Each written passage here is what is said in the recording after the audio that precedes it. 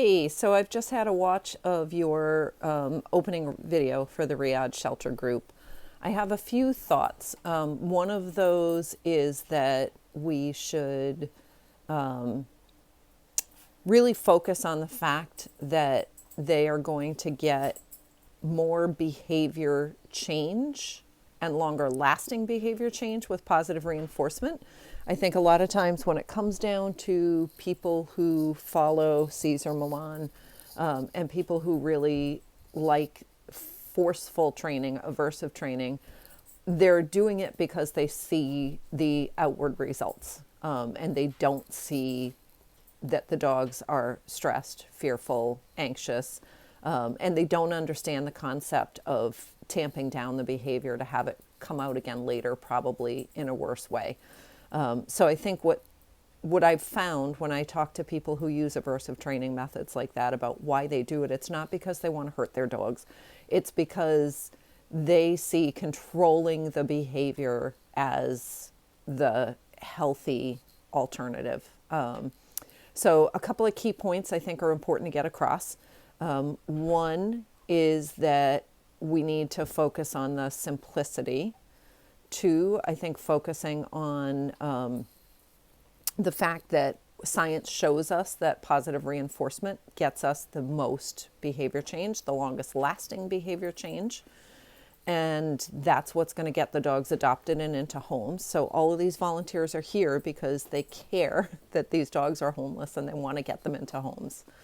And then there was another thought that was in my brain and I forget where it went. I think focusing on really simple, low time, low investment enrichment strategies. So homemade enrichment. So one of my favorites is put the kibble in a muffin tin and put tennis balls inside the muffin tin cups over the kibble and put that in to feed the dog that way, as opposed to feeding the dogs in a bowl. It only takes a couple minutes. They can do it. It's easy. It's cheap. Maybe we can try and get a little shelter drive going over there so that they can get some of the equipment they need to do these things. Just making shred boxes if they have any kind of packing boxes, old paper, paperwork they're going to recycle, roll kibble and treats up in the paper, twist it up, put it inside a box, put the box in the kennel, have the dog sniff through the box, pull the paper apart, find the treats. So just super easy enrichment ideas that the dogs can have in their kennel, especially if they're not necessarily getting out regularly. Stressing that if space allows, can they have double kennels so that one half of their kennel is for sleeping and the other half is for pottying.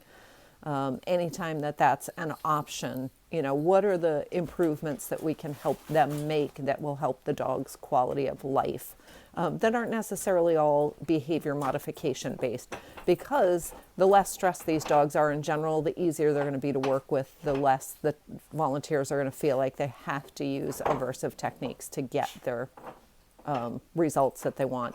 And I think finally, a piece of education at the very beginning to educate them on what fear, anxiety, and stress looks like in a dog. Let's maybe do a dog body language. There's a free app called Dog Decoder. If they have phones, they can load it on and we can use that as a jumping off point.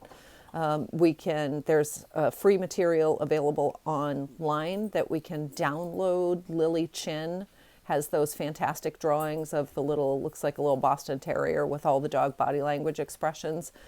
She's got a lot of free stuff available online that we can download and use as illustrations for dog body language. Or if we want, we can take our own videos and pull some stuff down and put together a video. If you really want to make a whole course of this that's your own Emma, that's a hound charming course, then pulling some video of dogs that we know ask people for video, and we can show these people signs of fear, anxiety, and stress. We can show them when dogs are, giving appeasement gestures, and we can show them when dogs are blanking on the word, but, stop and scratch when they're not really itchy, stop and sniff when they're, there's nothing to sniff, they just need a break. So we can show them what these things are so that they know to recognize those signals and stop. All right, so that's my brain dump after watching your video, and I'm excited to be part of this conversation. Bye.